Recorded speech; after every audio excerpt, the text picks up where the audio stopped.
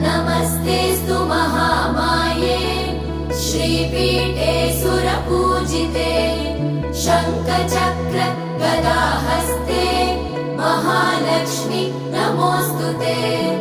नमस्ते गरुडारूढे कोलासुरभयङ्करी